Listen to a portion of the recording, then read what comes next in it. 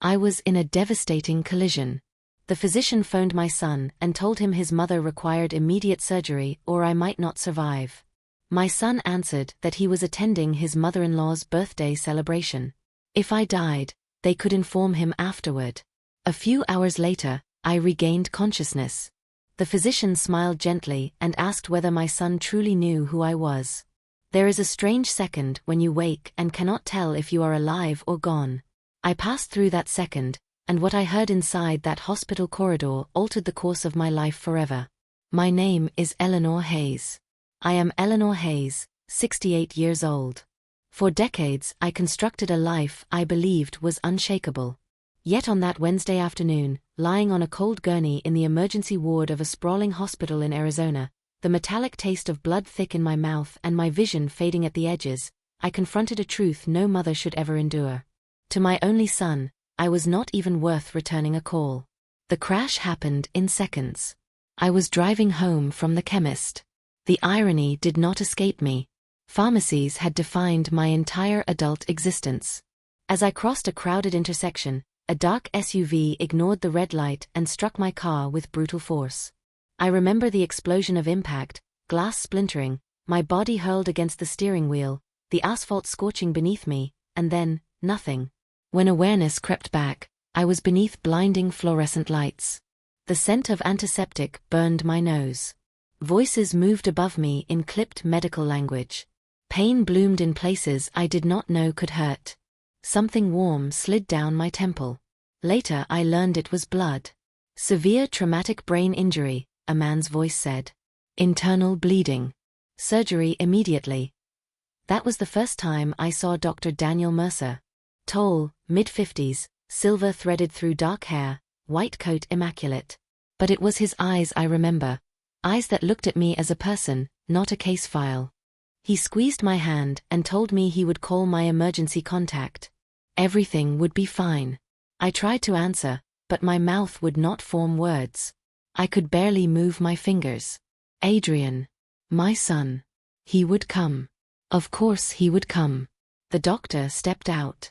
I hovered between awareness and oblivion, listening to the mechanical beeping marking each fragile heartbeat. Then something strange happened. My hearing sharpened unnaturally, as if my body understood I was balanced at the edge and wanted me to comprehend everything. I heard Dr. Mercer in the hallway. He introduced himself and explained that I had suffered a traumatic brain injury with internal bleeding and needed surgery within 20 minutes. My heart pounded weakly. Hope flared. Adrian would drop everything. He was my son. My only child. The baby I once rocked through fevers and nightmares. Then I heard his reply. His voice was distant, slightly irritated. He said he was at his mother-in-law's birthday party, an important celebration. If I died, the hospital could notify him later and he would decide what to do. Silence followed. I could not move. Only tears slipped down my temples, mingling with blood. Dr. Mercer returned. Our eyes met. He knew I had heard. He saw the devastation in my tears. Eleanor, he said softly, squeezing my hand again, we're operating now. Trust me. I blinked once. As they wheeled me towards surgery and anesthesia pulled me under, I heard him murmur, breathe. Your son doesn't know who you truly are. Perhaps it's time he learns. Darkness swallowed me. When I woke hours later, I knew my life would never be the same. What did he mean? My son did not know who I was. The truth was, I had forgotten too. This is the story of how I remembered. When I surfaced fully after surgery, thirst was the first sensation. Then a heavy, pulsing ache radiating from my skull. And beneath it, something colder than pain, anger. Not explosive. Controlled. Quiet. Transformative. Dr. Mercer stood beside my bed. Welcome back, he said. You're stronger than you realize. I asked about my son, though I already knew. He didn't come, the doctor answered gently. Right now you don't need him. You need yourself. Tears slipped from my eyes, not from sorrow but from awakening. People say aging steals your strength. It doesn't. It erases how others see you. You become a role, mother, grandmother, elderly woman. The woman you once were fades. But I had not always been only Adrian's mother. There was a time when the name Eleanor Hayes carried authority. When I spoke, contracts were signed. When I entered a room, people listened with respect, not obligation. At 28, in the late 1980s, I opened my first pharmacy in the growing city of Phoenix. My husband, Thomas, was an accountant, steady, meticulous, principled. He handled finances, I handled operations. We negotiated directly with suppliers, kept prices fair, served the community personally. Within months, customers lined up outside. Years later, there were 3 branches, Hayes Family Pharmacy. People came not only for medicine but for trust. I greeted regulars by name. I visited each store daily. I wore tailored suits and practical heels. I stood tall. Then Adrian was born. Motherhood reshaped my world. I reduced hours, delegated more. The business continued thriving. Adrian grew healthy and bright. When Thomas died at 62 from a sudden heart attack, silence consumed our home. Adrian was 28, freshly graduated in business. I believed giving him leadership would preserve our legacy. One Sunday afternoon on our porch, I told him the pharmacies would be his. He resisted at first, claiming I was still capable. But I insisted. Family was everything. Money was paper. Blood mattered more. He hugged me and promised loyalty. I signed documents transferring operational control that I moved into a modest condominium. I believed I was empowering my son. Instead, I signed away visibility. As years passed, Adrian married Vanessa. She worked in marketing for a beauty corporation. Impeccable hair, flawless nails, a smile measured like a calculation. From the first meeting, something in her eyes unsettled me. I prepared a warm lunch the day she first visited. Steak, potato salad, buttered corn, the dishes Adrian loved. Yellow daisies on the table. "Your place is quaint," Vanessa said, glancing around my condominium. Quaint. A delicate word edged with condescension. Their wedding occurred 8 months later at a lakeside venue in Scottsdale. 200 guests. White orchids. Gold accents. Vanessa changed gowns 3 times. Her mother, Patricia Cole, commanded the reception like royalty. Patricia asked whether it was true I once owned a pharmacy chain but now lived in a small apartment. "I chose simplicity," I replied. "How generous," she answered coolly. After marriage, Sunday lunches were cancelled. There were always reasons. When my grandson Lucas was born, I brought a crib mobile of golden stars. It remained unopened. Patricia's imported mobile hung above the crib instead.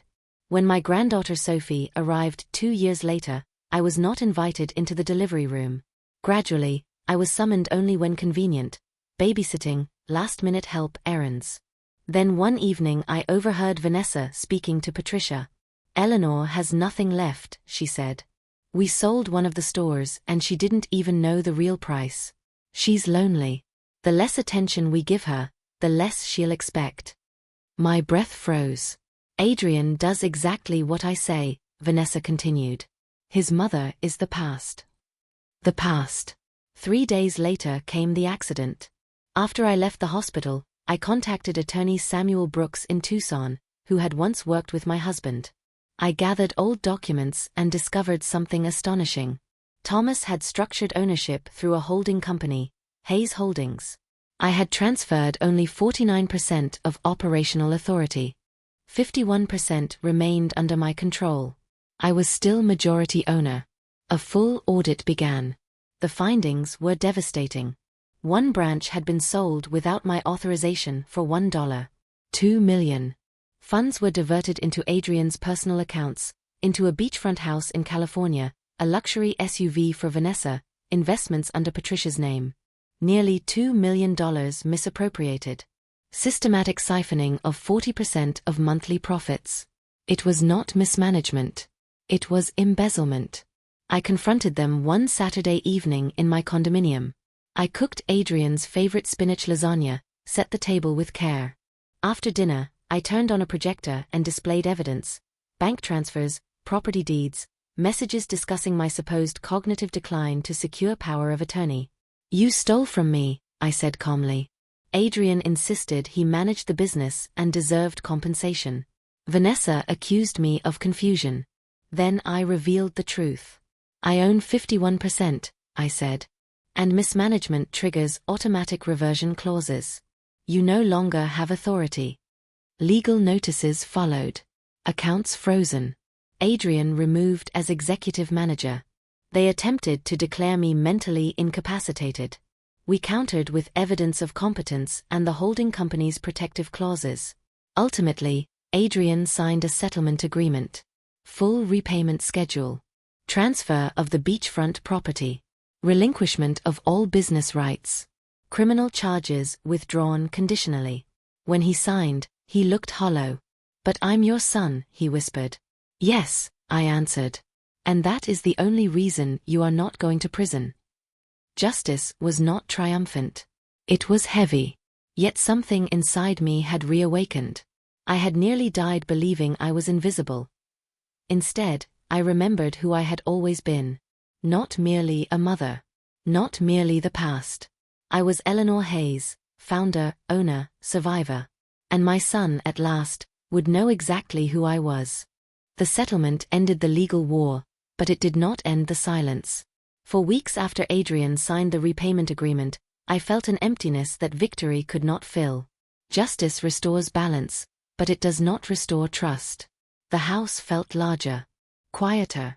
Every tick of the clock sounded like a reminder of how close I had come to disappearing without being valued. The pharmacies required rebuilding. Under Adrian's management, corners had been cut. Staff morale was low. Inventory systems were outdated. Vendors had been rotated based on kickbacks rather than quality. I stepped back into the main branch in Phoenix on a Monday morning at 7:45 a.m. 15 minutes before opening, exactly as I used to decades earlier. Some employees looked stunned to see me. I'm not here to blame, I told them. I'm here to fix what was broken. Audits were thorough. 2 supervisors were dismissed. 3 long-time technicians, who had nearly resigned under Adrian, were promoted. We renegotiated supplier contracts and reinstated community discount programs that had quietly disappeared. Within 6 months, revenue stabilized. Within a year, profits exceeded the numbers from before Adrian took control. But the real shift was not financial. It was internal. One afternoon, I received a call from Dr. Daniel Mercer, the surgeon who saved my life. He asked how my recovery was progressing and whether I had considered counseling. Trauma, he reminded me, leaves deeper scars than stitches can close. We met for coffee near the hospital. He listened, not as a physician this time, but as a man who understood loss. I've seen many families fracture, he said. What determines survival isn't perfection. It's accountability. Do you believe people truly change? I asked. I believe some do, he replied. When they lose enough. Adrian began making his repayments promptly. No excuses. No delays. 3 months after the settlement, he requested a meeting. We met in my office at the pharmacy. No lawyers. No Vanessa. He looked thinner. Older. She left, he said quietly. Vanessa had filed for divorce. The beachfront house, now legally mine, was listed for sale. Patricia had withdrawn financial support once she realized there would be no more siphoned profits. I thought I deserved everything, Adrian admitted. I convinced myself you had already lived your life. And what do you believe now? I asked. I believe I confused entitlement with success. He did not ask for forgiveness. He asked for work. Not a leadership role. Not a title. Work. I hesitated. Trust is not rebuilt with apologies. It is rebuilt with repetition. You may start in inventory management, I said finally. Hourly wage. Under supervision. He nodded. And he showed up. Every day. On time. No special treatment. Employees were wary at first, but he endured it. He corrected errors. Stayed late. Accepted criticism. I watched carefully, not as a mother, but as a majority owner. Meanwhile, something unexpected began forming in my mind. During my months of recovery, I had met elderly patients abandoned after surgery. Widows with no visitors. Men whose children lived states away and never called. I had almost become one of them. What if I had not survived? My son would have arrived only to manage assets. The thought disturbed me deeply. So I did something radical. I sold the beachfront California property Adrian once purchased with stolen funds. I added a portion of annual pharmacy profits. I acquired a large aging estate on the outskirts of Scottsdale. We renovated it completely. Warm lighting, accessible walkways, private rooms, a communal garden, a small medical wing that I named it Second Dawn House. It was not a nursing home. It was a transitional residence for seniors recovering from trauma, physical or emotional, who lacked immediate family support. We partnered with the hospital in Phoenix. Dr. Mercer agreed to serve as medical advisor. Opening day was quiet, intentional. No grand gala.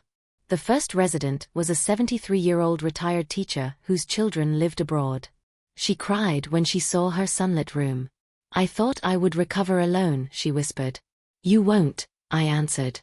Adrian learned about the project weeks after construction began. "You're building this with the money I tried to steal," he said softly. "Yes," I replied. "And that is precisely why it matters." He asked if he could volunteer there on weekends. I did not answer immediately. Then I gave him a key. At first, he worked silently, assembling furniture, stocking shelves, assisting residents with paperwork.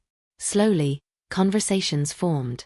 One afternoon I watched him sit beside a trembling veteran struggling through post-surgery confusion. "Are you my son?" the man asked. Adrian paused only a second. "I'm here," he replied gently. "That's what matters." Something inside me shifted then, not forgiveness, not yet, but recognition. Change, when real, is quiet. Months passed. Second Dawn House expanded to accommodate 12 residents. Then 20. Donations began arriving from community members who had read a small local article about a former pharmacy owner turning personal betrayal into social support. The pharmacies thrived. I established a scholarship fund for pharmacy students committed to serving underserved neighborhoods. Adrian completed his repayment 2 years ahead of schedule. On the day he handed me the final certified check, his hands trembled. "I don't expect anything," he said. "I just needed to finish what I broke." I looked at him, not at the boy I raised, nor at the man who betrayed me, but at the human being standing in front of me. "I will never forget what happened," I told him. "But I will not chain you to it forever." He exhaled as if he had been holding his breath for years. Forgiveness did not arrive in fireworks. It arrived in steadiness. We began having dinner once a month. Simple meals. Honest conversations. No pretense. Vanessa moved out of state after the divorce. Patricia faded from our orbit entirely. Lucas and Sophie began visiting more frequently. Not out of obligation but curiosity. They volunteered at Second Dawn House, playing chess with residents, helping in the garden. One evening, Lucas asked me, "Grandma, were you really in charge of all those pharmacies?" I smiled. "Yes." He looked impressed. "Mom never told us that. I suppose she didn't know me very well." I answered calmly. On my 70th birthday the staff at the main pharmacy surprised me with a small celebration, no lavish decorations. Just a cake, handwritten cards, and employees who respected me not because I was their boss, but because I had earned it twice. Dr. Mercer attended. Afterward, as guests drifted away, he stood beside me beneath the soft patio lights. "You transformed devastation into structure," he said. "I transformed it into boundaries," I corrected gently. He smiled. "And into purpose." Perhaps both were true.